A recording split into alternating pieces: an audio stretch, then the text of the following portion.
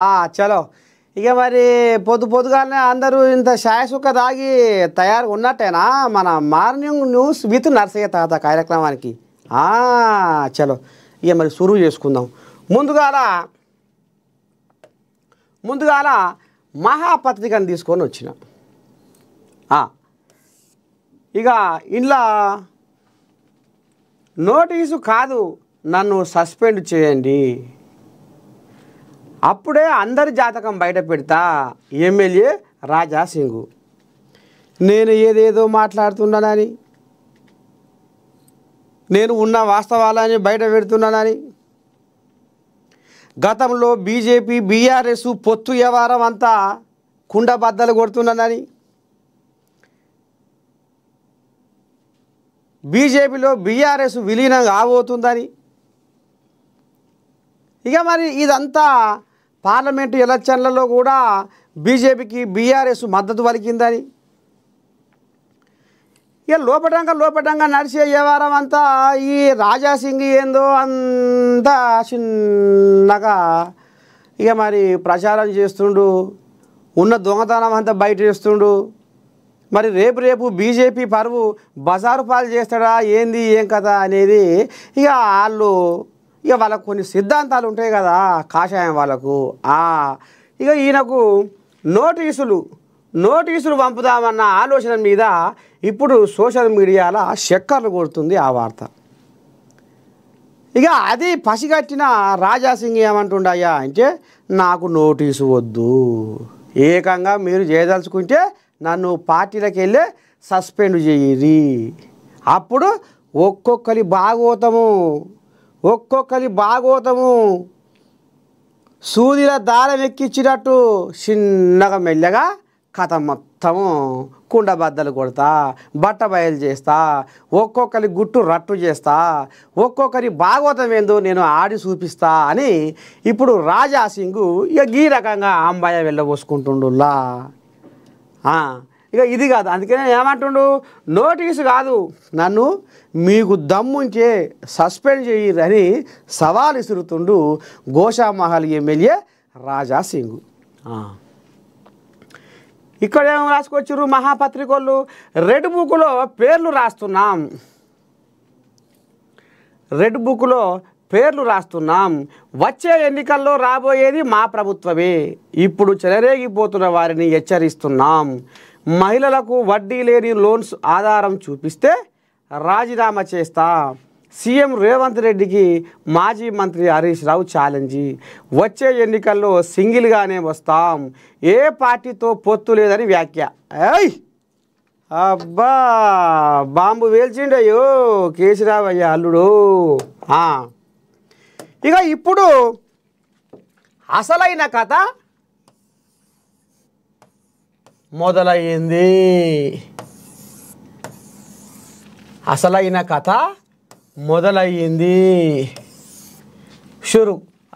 కథ షురు. ఏంది తాత అసలైన చూద్దాము అంటే, రేపో మాపో ఎన్నడున్నా బీజేపీలో బీఆర్ఎస్ విలీనం కాబోతుండొచ్చు, కానీయ నేను నా కంఠంలో ఊపిరి ఉన్నంతకాలం నేను బీజేపీలో బీఆర్ఎస్ను విలీనం కానీయా. ఇది ఎప్పటి నుంచో కుట్ర జరుగుతూ ఉన్నది. నేను తీహారు జైల్లో చిప్పకూడు తినే టైంలోనే బీజేపీలో బీఆర్ఎస్ను విలీనం చేద్దామన్న ఆలోచనతోటి ఉరుకుల పెట్టిర్రు మా ఊళ్ళు అనేది కవితమ్మ కుండబద్దలు వచ్చింది. నిజమే, కవితమ్మ చెప్పే మాటలు నిజమే. కవితమ్మ మాత్రము ఉన్నట్టు మాట్లాడుతుంది. ఆమె మాటలు నేను ఏకీభవిస్తున్నా, ఆమె మాటలు నేను ఒప్పుకుంటున్నా. కవితమ్మ మాటలో ఎటువంటి అబద్ధం లేదు. ఆమె మాట్లాడేటివన్నీ యథార్థాలే, వాస్తవాలే, పచ్చి నిజాలే అని రాజా సింగ్ కూడా ఒప్పుకుండు. అయితే ఇక ఇప్పుడు బీజేపీలో బీఆర్ఎస్ను విలీనం కానీయను అని కవితమ్మ కుండబద్దలు కొట్టి అక్కడక్కడ ప్రెస్ మీట్లల్లో చిట్ చాట్లల్లో ఈ ఊరికి పోయినప్పుడు ఆ ఊరికి పోయినప్పుడు బాగానే దంచి కొడుతుంది. మరి ఇప్పుడు అయ్యనోరు అన్ననోరు ఎందుకు మూగబోయింది? వీళ్ళు అసలు పళ్ళు మీద పళ్ళు పెట్టి కవితమ్మా నువ్వు ఏం మాట్లాడుతున్నావు అన్న ఆలోచన, కవితమ్మా నువ్వు ఇదేనా నీ తరీకా అన్న రోకు మాత్రము అస్సలు అలా కడుపులోకి వెళ్ళి మాట బయటకు వస్తలేదు. ఎట్లా చేయాలి, ఏమి చేయాలి, ఇక లాభం లేదు అమ్మా అని ఇక అక్కడ బయట దేశంలో ఇప్పుడు ఆయన పార్టీ 25 వసంతాల పండుగ చేసుకుంటుడు కదా ఎన్ఆర్ఐలతోటి. ఎవరు? కేటీ రాములు. ఇక కేటీ రాములు బావా ఎట్ట చేస్తావు, బావా ఎట్ట చేస్తావు, మనం నోరు ఇప్పకపోతే మనం తప్పుల పడతాం, అసలు ఏదో జరుగుతుంది అనేది కథ బయటకు వస్తుంది. ఇక ఎట్టనన్నా చేసి నువ్వు మాత్రం కౌంటర్ ఇవ్వాలి. ఇప్పుడు కవితమ్మకు హరీష్ రావే కౌంటర్ ఇచ్చిండులా. అయ్య పక్కకు జరిగిండు, అన్న పక్కకు జరిగిండు. ఇప్పుడు హరీష్ రావు కౌంటర్ ఏమని ఇచ్చిండు? మా బీఆర్ఎస్ రాబోయే రోజుల్లో ఎవరితోని పొత్తు పెట్టుకోదు.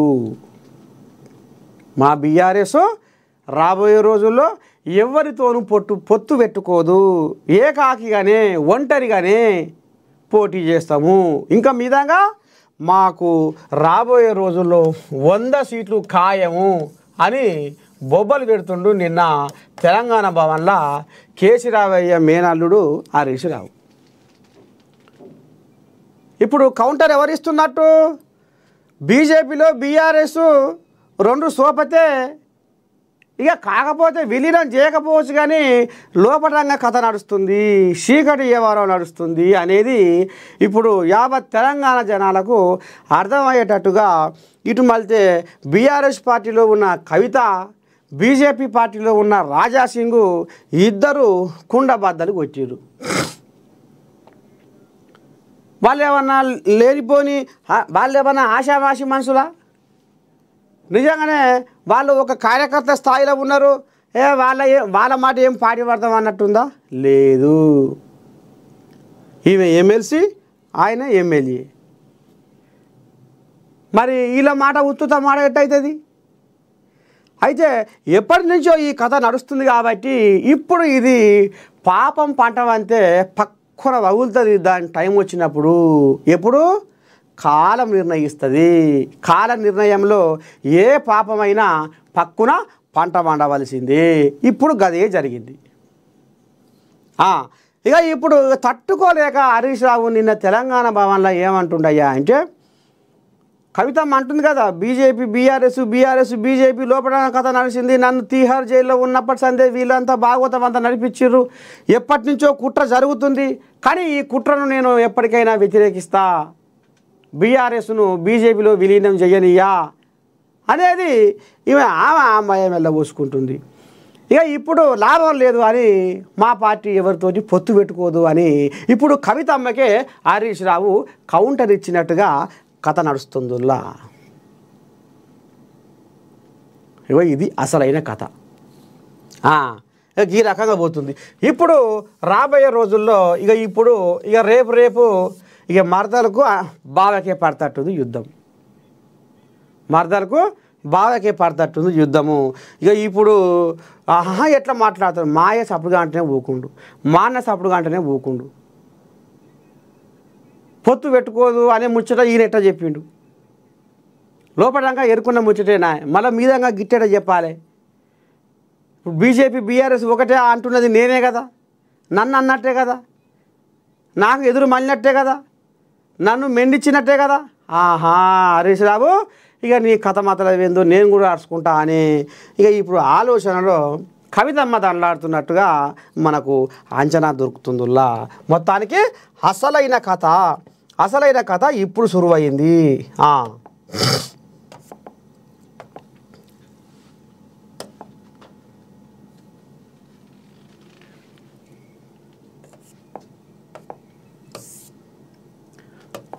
ఇది ఇంకోటి, రెడ్ బుక్లో పేర్లు కూడా రాస్తున్నామంటే ఇక బీఆర్ఎస్ కోలియాగల ఇక గిట్టిన వాళ్ళు ఏం చేసినా ఎట్లా చేసినా నీ తప్పు అనొద్దు. ఎవరన్నా అధికారి పోలీస్ అధికారో ఇంకెవరన్నా అధికారో బెదిరిస్తే అయ్యి ఆయన పేరు ఎర్ర పుస్తకంలో ముద్దుగా రాసుకుంటున్నారట.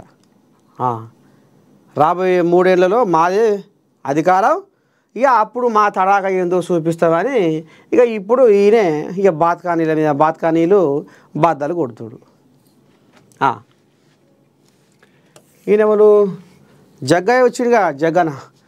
బండి సంజయ్ కిషన్ రెడ్డిని తిరగనివ్వం, కేంద్ర మంత్రులు వెంటనే క్షమాపణ చెప్పాలి, రాహుల్ గాంధీపై లేనిపోని విమర్శలు చేస్తారా, తప్పు మీరు చేసి ఇప్పుడు ఆయనను అంటారా, ప్రతి అంశాన్ని రాజకీయం చేసి ఓట్లు దండుకోవడమేనా, బీజేపీ నేతలపై Congress working president Jagga Reddy fire.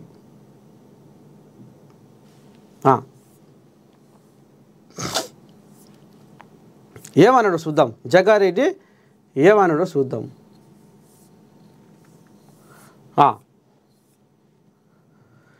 BJP నేతలపై ప్రధానమంత్రి నరేంద్ర మోదీపై కాంగ్రెస్ సీనియర్ నాయకుడు జగ్గారెడ్డి తీవ్రంగా విరుచుకుపడ్డారు. ముఖ్యంగా రాహుల్ గాంధీపై లేనిపోని విమర్శలు చేయడాన్ని తీవ్రంగా ఖండించారు. కేంద్ర మంత్రులు బండి సంజయ్, కిషన్ రెడ్డి వెంటనే కాంగ్రెస్ అగ్రనేత రాహుల్ గాంధీకి క్షమాపణ చెప్పాలని Telangana Congress working president demand చేశారు. లేని పక్షంలో వారిద్దరిని తెలంగాణ గడ్డపై ప్రతిఘటిస్తామని ప్రకటించారు. సోమవారం గాంధీ భవన్లో జగ్గారెడ్డి మీడియాతో మాట్లాడారు. రాహుల్ గాంధీ అడిగే ప్రశ్నలకు ప్రధాని సమాధానం చెప్పాలన్న జగ్గారెడ్డి కేంద్ర ప్రభుత్వం నిద్రావస్థలో ఉందన్నారు. పాకిస్తాన్ మిలిటెంట్లు దేశంలోకి చొరబడి 26 మందిని కాల్చి చంపారని, కాశ్మీర్లోని పార్కులో ఉగ్రవాదులు హింస సృష్టించేసరికి కేంద్ర ఇంటెలిజెన్స్ ఏం చేస్తుంది అని ప్రశ్నించారు. దేశంలో ఇటువంటి ఘటనలు జరుగుతుంటే రాహుల్ గాంధీ అడిగే ప్రశ్నలకు ప్రధాని మోదీ సమాధానం ఇవ్వకపోగా బీజేపీ నేతలు విమర్శలకు పాల్పడడం దుర్మార్గమని చెప్పారు. కిషన్ రెడ్డి, బండి సంజయ్ లాంటి నేతలు రాహుల్ గాంధీపై విమర్శలు చేస్తూ ప్రజల దృష్టిని మళ్లించే ప్రయత్నం చేస్తున్నారని ఆరోపించారు. మీరు నిద్రలో ఉండి విమర్శలు చేస్తే మేము చూస్తూ ఊరుకోమంటూ హెచ్చరించారు. ట్రంప్ చెప్పడమేంటో, తప్పులు మీరు చేస్తే ప్రతిపక్ష నాయకుడిపై నిందలు వేయడం సరికాదని జగ్గారెడ్డి అన్నారు. పాకిస్తాన్తో తలెత్తిన ఉద్రిక్తతల సమయంలో దేశ ప్రజలు ప్రధానమంత్రి మోడీ యుద్ధం చేస్తారని భావించారని జగ్గారెడ్డి అన్నారు. కానీ అకస్మాత్తుగా యుద్ధం ఆగిపోయిందని, ఈ ప్రకటనను మోదీ కాకుండా అమెరికా అధ్యక్షుడు ట్రంప్ చేయడం విచారకరమని మండిపడ్డారు. దేశ ప్రజలకి యుద్ధం ఆగిందని మోదీ చెప్పాల్సినప్పుడు ట్రంప్ చెప్పడం ఏంటో అంటూ ప్రశ్నించారు.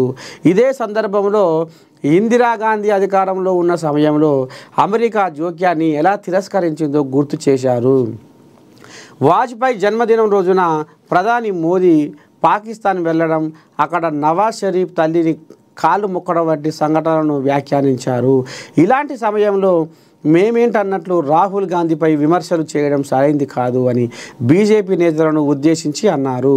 బీజేపీ నేతలు కేంద్ర ప్రభుత్వ వైఫల్యాలపై రాహుల్ గాంధీ వేసే ప్రతి ప్రశ్నకు సమాధానం ఇవ్వాలని, లేకపోతే విమర్శలు చేయడం మానుకోవాలి, వాస్తవాలు వెలికి తీయడమే కాంగ్రెస్ బాధ్యత, దాన్ని తప్పుగా చిత్రీకరించబోద్దని ఆయన వ్యాఖ్యానించారు.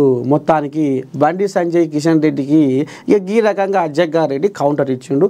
చూడాలి మరి వాళ్ళు దీని మీద ఏ రకంగా స్పందిస్తారు, ఏం మాట్లాడతారు, ఏం ఆంబయం వెళ్ళబోసుకుంటారో చూద్దాం. ఇక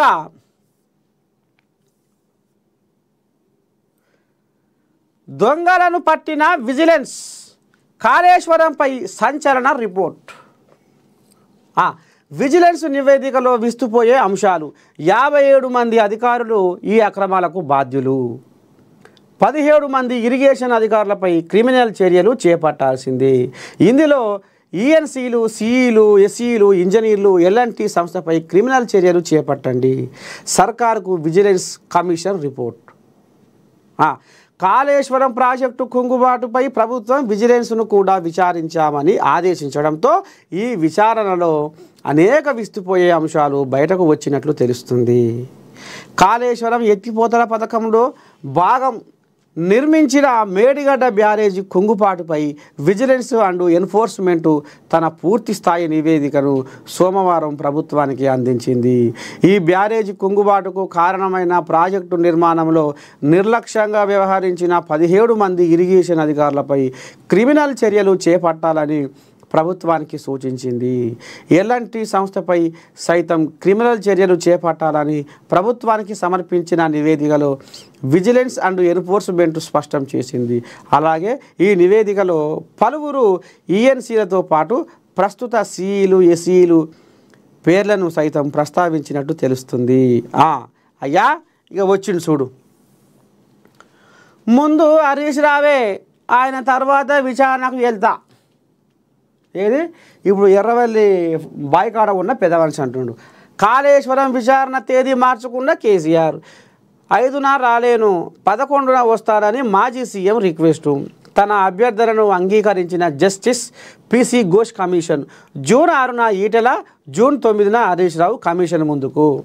ఇక ఎప్పుడైతే ఈ పిసి ఘోష్ కమిషను కాళేశ్వరం మీద కథ జరిగింది, 107 మంది అధికారులను 109 మంది అధికారులను మేము విచారిస్తే అలా మొగ్గు ఎర్రవెల్లి బాయికాడికే మొగ్గుతుంది.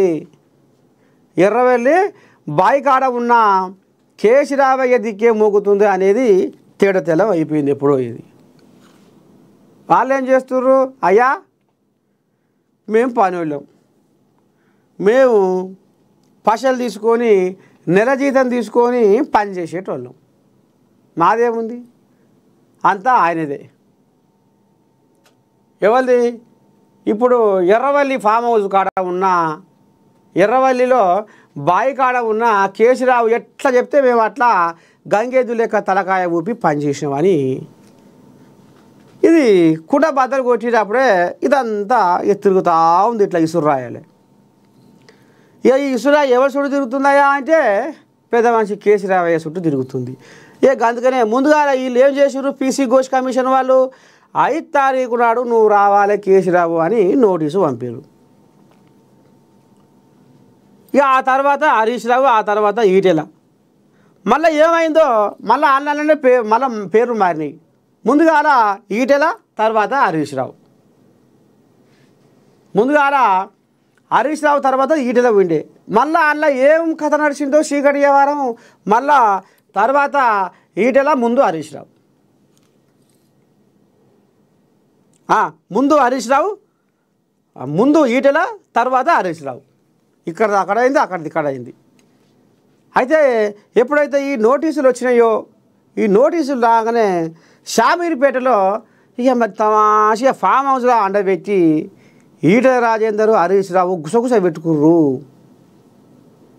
107 మంది చిన్న ఇంజనీర్లు, పెద్ద ఇంజనీర్లు, కాంట్రాక్టర్ కంపెనీ వాళ్ళు, కలెక్టర్లు, ఇరిగేషన్ వాళ్ళు, ఆర్థిక శాఖ వాళ్ళు అందరూ గుమ్మాయి చెక్కాయ గుంపు కూడి ఎవరిని అడిగినా కానీ ఈ కథ అంతా ఇటే తిరుగుతుంది, ఇటే ఒరుగుతుంది, ఎట చేద్దాం ఏం చేద్దాం అనేది సోయిలా ఇక తమాషగా మంచిగా పచ్చని చెట్లలో కూర్చొని ఎట చేద్దాం ఏం చేద్దామని ఈటెల రాజేందర్, హరీష్ రావు కూర్చొని ముద్దుగా చర్చ జరిపినట్టు మనకు వినపడతా ఉంది. ఇక ఈ చర్చ కాగానే హరీష్ రావు ఏం చేసిండు, పొద్దుగా లోపాని పొద్దుగు కోపాని, పొద్దుగా లోపాని పొద్దుగు కోపాని పోయి మామను కలిసిండు. ఏమంటుండే ఈటెల రాజేందర్, గిట్ల సంగతి మామ, గీ ముచ్చట గిట్ల, గీ ముచ్చట గిట్ల, వాళ్ళు గిట్ల అడిగితే మనం గిట్ల చెప్పాలి, గిది గిట్ల గిది గిట్ల, మనం ముగ్గురం ఒక కుతిక మీద ఉండాలి, తలో మాట మాట్లాడితే మనం సంధించినట్టు అవుతుంది, మనం ఇరికిపోతాం అని ఈటెల రాజయ్య కూడా చెప్పాడు. ఇక నేను కూడా గదే చెప్పిన మామ. ఇక మరి ఎందుకంటే ఇరిగేషన్ ఎక్కువ కథ నాది, ఇక నేను కూడా గదే మాట చెప్పినా ఎటైనా చేసి మనం ఇళ్ళకి వెళ్ళి బయటపడే ఆలోచన చేయాలి, లేకపోతే ఇప్పటికే మేడిగడ్డ బొందలగడ్డ అన్నట్టుగా ఇక మరి ప్రచారం జరుగుతుంది.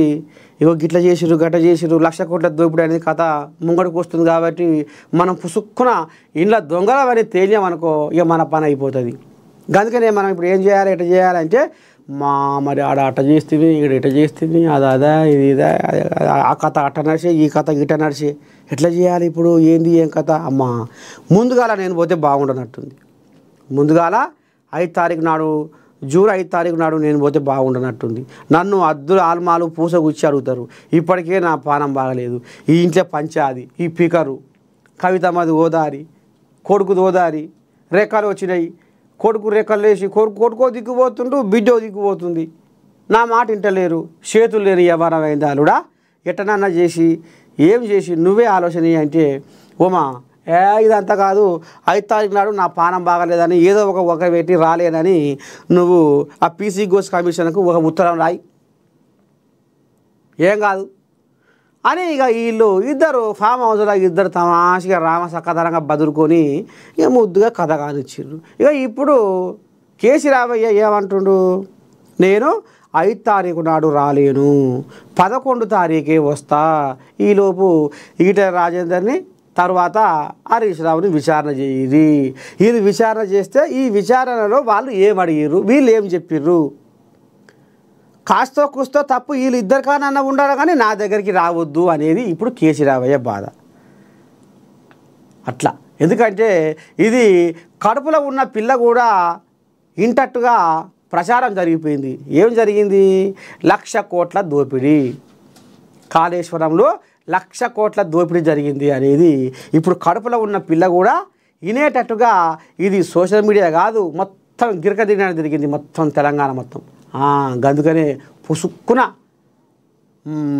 కాంగ్రెస్ వాళ్ళు అన్నట్టే అయ్యింది సోషల్ మీడియా కోడై కూసినట్టే అయ్యింది జనాలు అనుకున్నట్టే అయ్యింది కేసీ రావే దొరికిపోయిండు అనే కాడికి రావద్దు ఒకవేళ కాస్తో కూస్తో తప్పు జరిగితే అది మీ దగ్గరనే ఉండాలి కానీ నా దగ్గరికి రావద్దు అనేది ఇప్పుడు కేసీ రామయ్య కుర్దిర పడ్డ ఏలుకొని తలాడుతుండు నా పాపం ఇటు ఇంట్లో పంచాయతీతోటి ఇటు బయటి పంచాయతీతోటి ఇక ఈ రకంగా ఉంది కథ పాపం ఇప్పటికే ఆయనకు పానం బాగలేదు గా మధ్యనే 20 ఇరిగే ఆయనకి వీళ్ళకు 3 రోజుల కొన్నాడు జ్వరం వస్తుందట ఆ మందుగోలు వేసుకోలేక ఆయాసపడుతుండు సారు ఇక ఇది కథ చూద్దాం రేపు ఈ బీసీ కమిషన్ కూసు విచారణలో ఏం తేలబోతుంది దోషులు ఎవరు అసలైన గజ దొంగలు ఎవరు చిన్న దొంగలు ఎవరు పోతపాలు ఎవరు పోసిర్రు ఏం జరిగింది అనేది ఇక అది చిన్నగా ఆ పాపాల చిట్టను లాగుతుంటే ఆ పుట్టలకెళ్ళి ఏం వస్తాయో చూద్దాం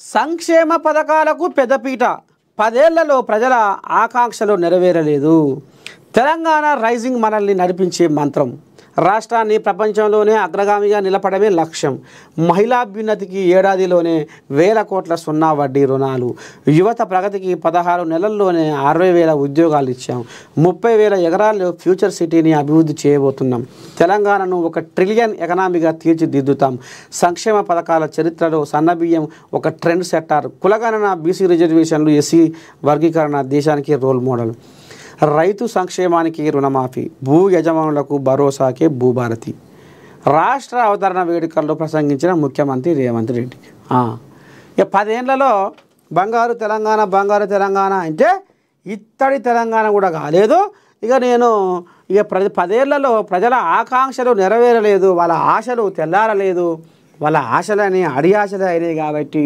నేను ఇచ్చిన మాటకు కట్టుబడి నిలబడి ఉంటా నేను ఈ రకంగా చేసుకుంటూ వస్తున్నా అని ముఖ్యమంత్రి రేవంత్ రెడ్డి ఇక నిన్న తెలంగాణ జన్మదినం సందర్భంగా పరేడ్ గ్రౌండ్లో ఈ రకంగా ఆంబాయం వెళ్ళబోసుకుండు కానీ సారు నువ్వు ఏవైతే అన్నవో ఎలక్షన్ల ముందర ఏవైతే ఇచ్చినవో హామీలు నిలబెట్టుకుంటేనే జనాలు కూడా మరి మిమ్మల్ని నమ్ముతారు జనాలు కూడా మీకు జై కొడతారు మరి మీరు అన్న మాటలు ఇచ్చిన హామీలు నెరవేర్చాలని మనస్ఫూర్తిగా నేను కూడా కోరుకుంటా ఉంది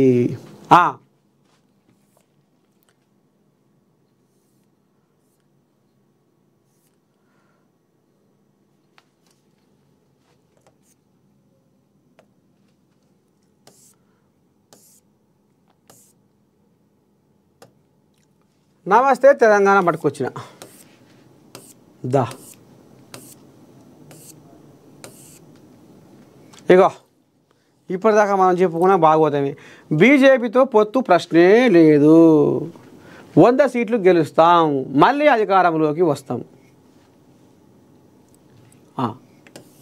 సరే ఇక చూడు, రాష్ట్ర అవతరణ దినోత్సవం సందర్భంగా తెలంగాణ భవన్లో నిర్వహించిన వేడుకల్లో పాల్గొన్న అనంతరం మీడియాతో మాట్లాడుతున్న మాజీ మంత్రి హరీష్ రావు వేదికపై శాసన మండలిలో ప్రతిపక్ష నేత మధుసూదనాచారి, మాజీ మంత్రులు పువ్వాడ అజయ్ కుమారు, సబితా ఇంద్రారెడ్డి, ఎమ్మెల్సీ వాణిదేవి, ఎమ్మెల్యేలు వివేకానంద, సునీత లక్ష్మారెడ్డి తదితరులు.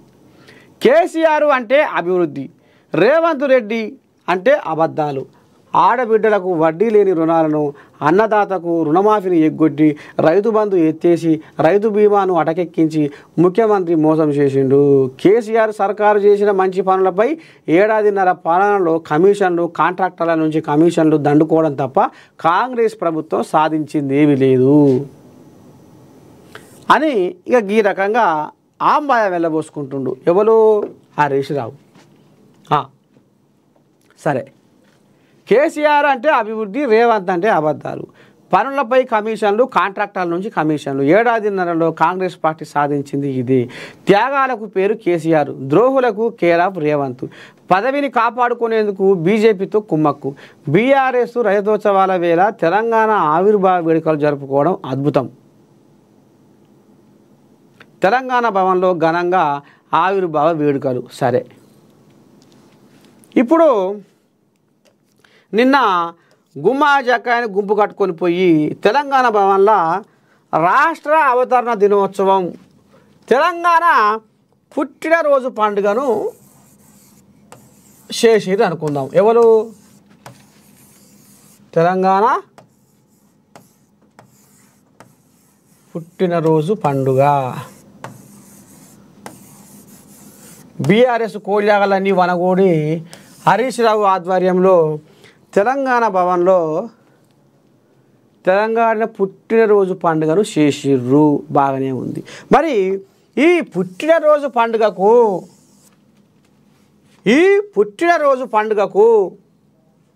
కేసీరావు ఎందుకు రాలే? సరే, అసెంబ్లీకి వస్తలేడంటే సర్కారు ఏడ నిలదీస్తుందో, ఏడ తప్పులను ఎత్తి చూపి బయట పెడుతుందో, ఏడ గెలిగిస్తుందో, ఏడ సిమ్మటిస్తుందో, ఏడంగా వాత పెడుతుందో అనేది భయం పట్టుకుంది. రాలేకపోతుండు అసెంబ్లీకి అనేది చర్చ నడిచింది. సరే, అసెంబ్లీకి నీకు రాబుద్ధి రాలే అయిపోయింది. మరి సరే, ఇట్టనన్నా ఇదికోవాలి.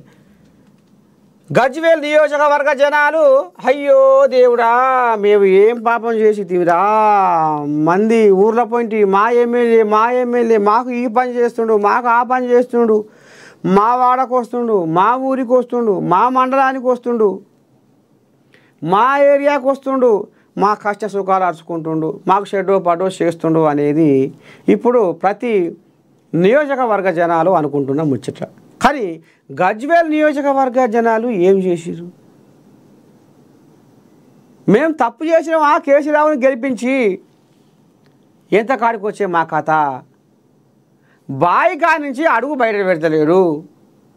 మన అదే పెళ్ళిళ్ళకు, పేరంటాలకు, పుట్టినరోజు పండుగలకు ఆడికిడికి పోతుండు, దావతులకు పోతుండు. కానీ అటు అసెంబ్లీకి పోతలేడు. ఇటు గజ్వేల్ నియోజకవర్గ జనాలు మరి మెడల మీద వేసుకొని గెలిపిస్తే ఇవాళ మమ్మల్ని అస అంటలేడు, పస అంటలేడు, యాళ్ళ అంటలేడు, మాళ్ళ అంటలేడు. మేము ఏం చేయాలి, మా గాశారం ఇది అని గజ్వేల్ జనాలు కూడా ఆంబాయ వెళ్ళబోసుకుంటారు. సరే, నువ్వు గజ్వేల్ కూడా పోకుంటావాయే, బాయికాడనే పండుకో. అసెంబ్లీకి కూడా రాకుంటావాయే, బాయికాడనే తమాషా మోటార్ పెట్టుకుంటా కూరగాయలతో వండించుకో, నిన్ను ఎవడో వద్దంటలేడు. మరి ఇవాళ సావు నోటే తలకాయ పెట్టి తెచ్చిండు కేసీరావు అని గొప్పలు చెప్పుకొని గప్పాలు కొట్టే మరి బీఆర్ఎస్ లీడర్లు ఇప్పుడు సమాధానం చెప్పాలి.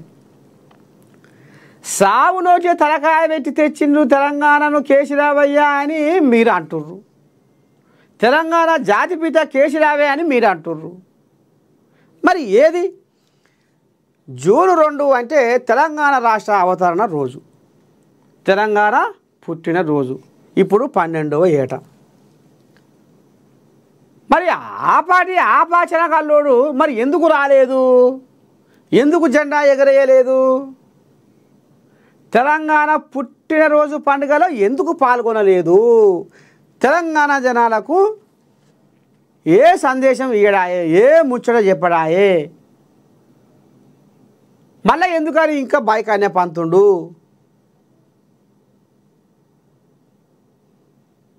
ఏమన్నంటే సావు నోట్లే తలకాయ పెట్టి తెచ్చిండు మా కేసీరావు అని ఇప్పుడు నిన్న బీజేపీ తెలంగాణ భవన కూడా ఈ హరీష్ రావు బొబ్బలు పెడుతుండు. మరి తెలంగాణ ఎట్టొచ్చిందయ్యా, తొలి దశ ఉద్యమంలో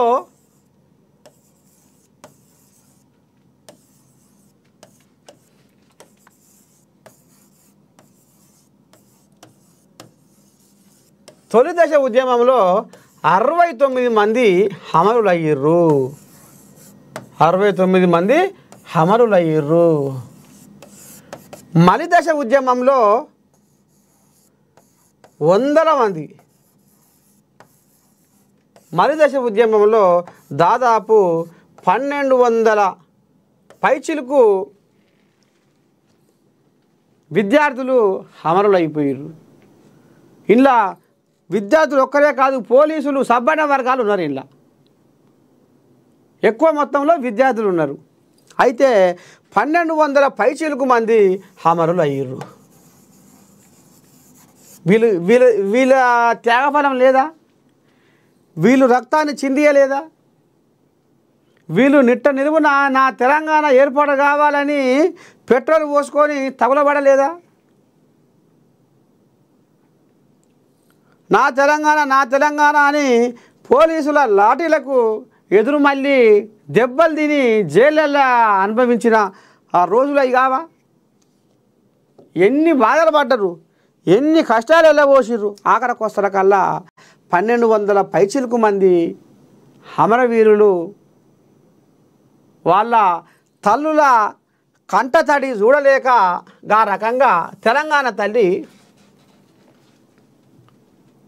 రాష్ట్రంగా అవతరించింది.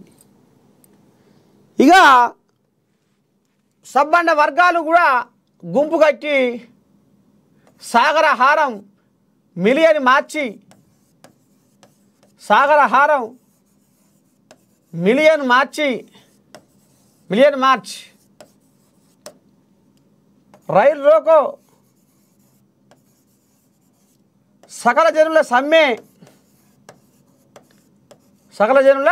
సమ్మె, మళ్ళా పోతే వంట వార్పు, సబ్బండ వర్గాలు వివ్వెత్తున ఎగిసిపడి మా తెలంగాణ మాకు కావాలి, మా తెలంగాణ మాకు కావాలి. ఇక్కడ అమరవీరుల బలిదానము మలిదశ ఉద్యమంలో, తొలిదశ ఉద్యమంలో 69 మంది అమరుల త్యాగఫలము.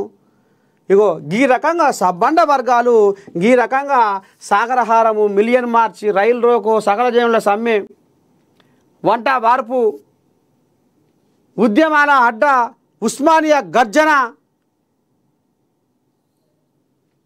ఈ రకంగా మరి తెలంగాణ రావాలి, తెలంగాణని కొట్లాడి సాధించుకుంటే తెలంగాణ వచ్చింది. ఇక మా కేసీరావే తెచ్చిండు తెలంగాణ. మరి వీళ్ళందరూ ఏవైనట్టు ఇదంతా ఉత్తదేనా కథ? ఈ కథ అంతా ఉత్తదేనా? మా కేసీరావయ్య సావు నోటి తలకాయ పెట్టి నా పాలబద్ద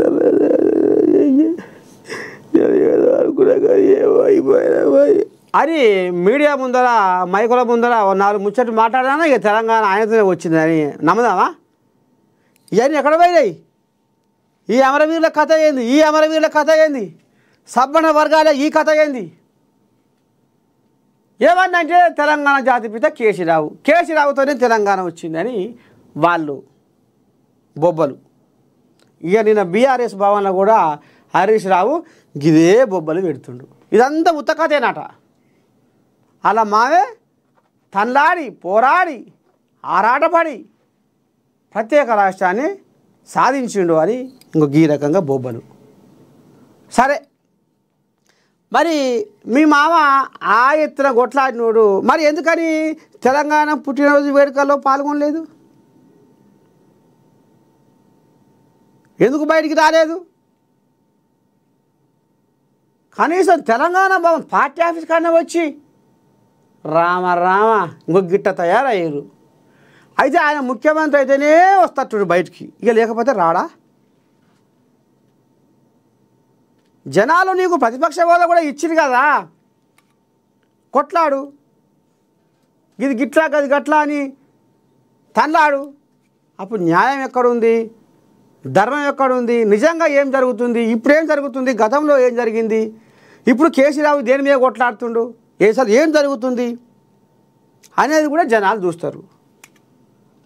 కొండంత రాగం తీసి ఏదో పదం మాడినట్టు ఇప్పుడు 33 జిల్లాలల్లా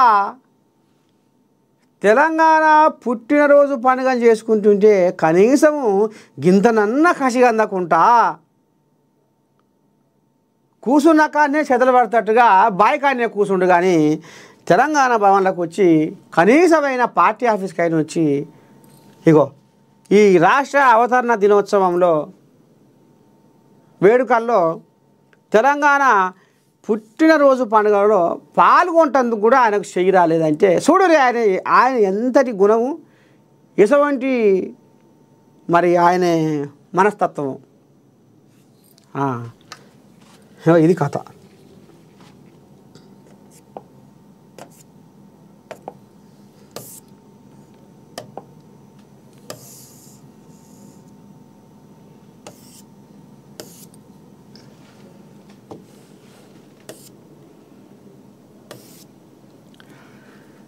జగిత్యాలలో రేషన్ బియ్యం కోసం సంచులను లైన్లో పెట్టి పడగాపులు కాస్తున్న లబ్ధిదారులు. 3 నెలల బియ్యం 6 సార్లు తూకం, 6 సార్లు తంబు పెడుతున్న ఒక్కో లబ్ధిదారు. సన్న బియ్యానికి సర్వర్ కష్టాలు, ఒక్కో కార్డుకు 30 నిమిషాల సమయం. రాష్ట్ర సర్కారులవి వేరువేరు స్లిప్పులు. రేషన్ దుకాణాల ఎదుట జనం బారులు, గంటల తరబడి వేచి చూస్తున్న అసహనం. పౌర సరఫరాల సంస్థ తీరుతో ఇబ్బందులు. ఇక ఏదో ఒకటి ముంగటేసుకోవాలి. వాస్తవంగా కూడా ఇప్పుడు ఆనకాలం అడ్డడ్డా ఉడ్డుడ్డా అంటుంటే ఇప్పుడు ఈ లారీలు అలా పోతుంటే బియ్యం 7 కాని నానుతున్నాయి. అవి నాని ముఖపాయకు వస్తున్నాయి. కాబట్టి ఇప్పుడు సర్కారు ఏం ఆలోచన చేసింది? ఆ పొయ్యే బియ్యం అయినా ఇచ్చినైనా వాళ్ళు పాపం కడుపు కన్నా వండుకొని తింటట్టుగా ఉండాలి. ఇచ్చినవన్న పేరు ఉంది కానీ వాళ్ళు వణక తినంది పెండగడ పాలు చేస్తే ఏం సమాధానం? అందుకనే ఏడంగా ఎప్పుడు ఏ క్షణాన ఏడంగా మబ్బు పడుతుందో తెలియదు, ఎప్పుడు వాయుగుండం లేస్తుందో తెలియదు, ఎప్పుడు మరి అల్పపీడనం లేస్తుందో తెలియదు. కాబట్టి ఇక మరి ఆనకాలం అడ్డటా ఉడ్డుడ్డా అని ఆనలు పడితే బియ్యం అని నాని ఖరాబ్ అవుతాయి. కాబట్టి ఇక మాటకు పోకుండా ఒకటేసారి 3 నెలల బియ్యం ఇప్పుడే ఇక ఆడంగా జర గరువు అప్పుడే ఈ బియ్యాన్ని అక్కడ బియ్యాన్ని తీసుకుపోయి ఒకటేసారి 3 నెలల బియ్యాన్ని ఇస్తే జర వాళ్ళు కూడా ఒకటే పారి ఇక తాము పెట్టి అన్ని తమ్ములు పెట్టి ఇక ఉన్న 3 నెలల గాసం తీసుకొని పోయి నిమ్మలంగా ఉంటారు అనేది సర్కారు ఆలోచన చేస్తుంది.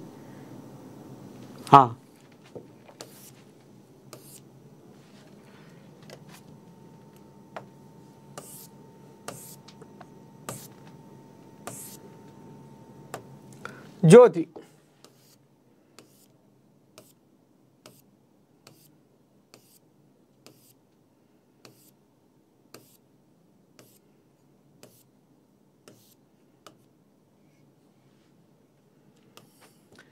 హైదరాబాద్లోని పరేడ్ గ్రౌండ్స్లో జరిగిన రాష్ట్ర అవతరణ వేడుకల్లో గౌరవ వందనం స్వీకరిస్తున్న సీఎం రేవంత్. ప్రగతే మా పదం, రాష్ట్రాన్ని దేశంలోనే అగ్రస్థానంలో నిలుపుతాం. ఎలా చెప్పుకున్నాం ఈ ముచ్చట.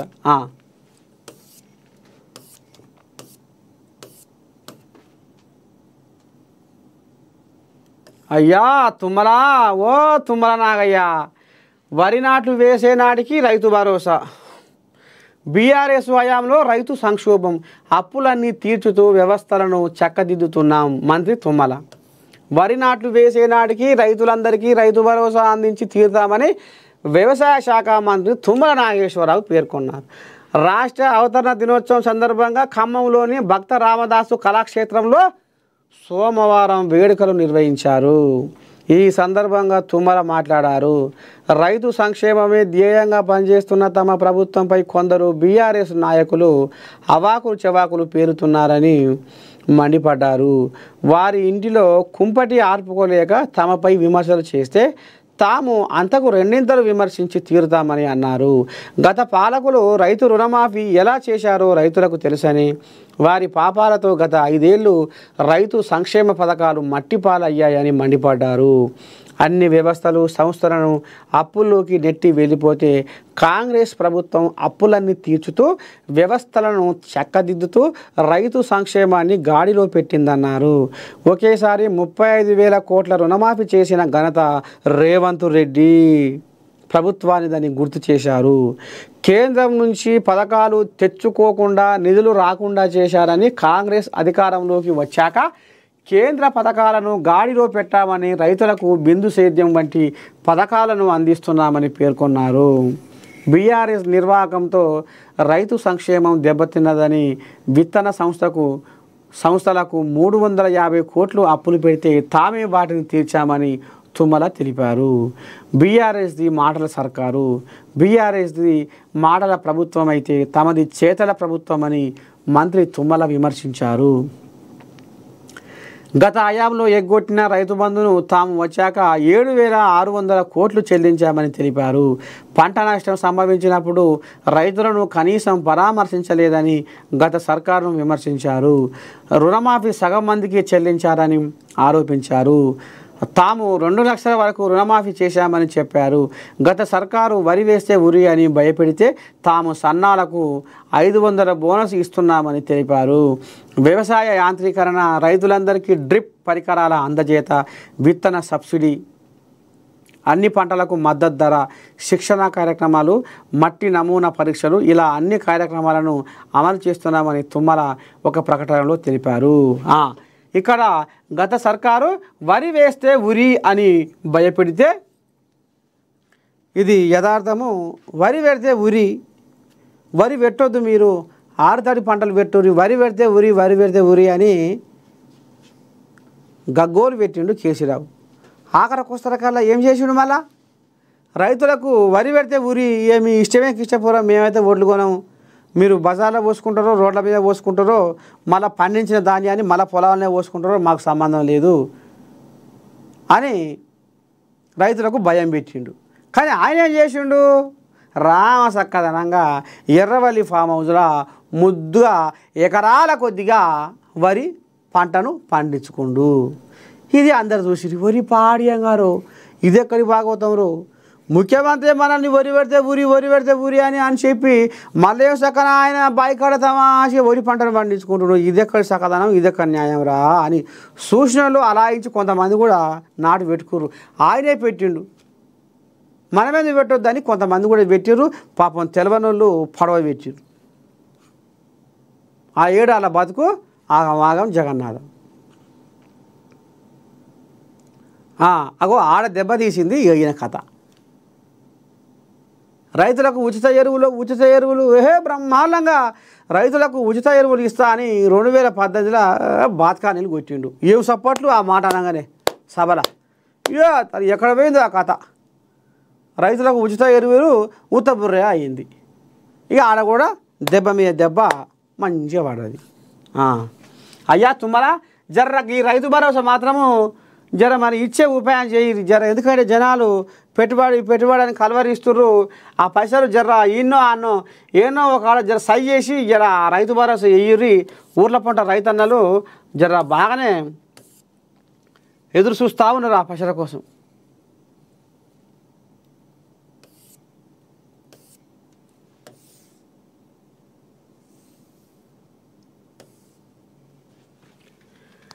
బీజేపీ విష కౌగిలిలో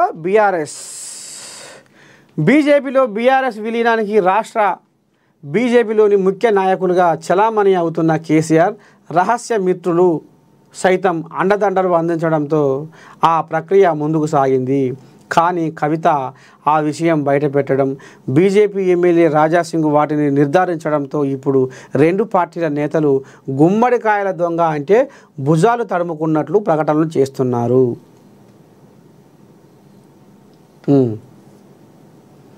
ఇక అప్పుడు ఒకసారి మాట బయటకు వచ్చింది చూడురి. ఇక రాబోయే రోజుల్లో బీఆర్ఎస్ బీజేపీ ఒకటి, బీజేపీలో బీఆర్ఎస్ విలీనం కాబోతుంది. ఇక దగ్గరికి రాబోతుంది.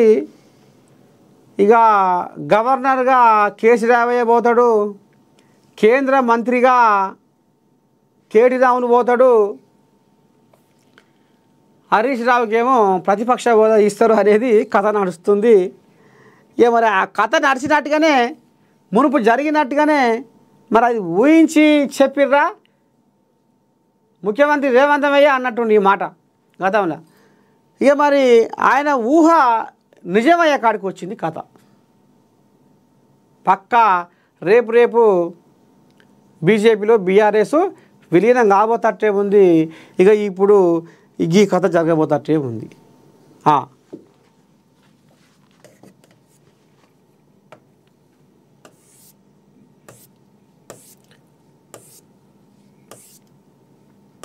ఈనాడు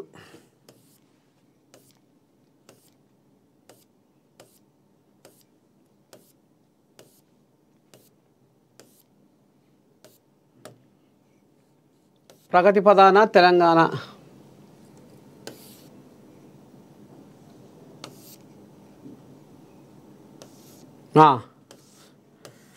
ఇక ఈ కోజాగా అక్కడ మూత మోగిస్తుంది.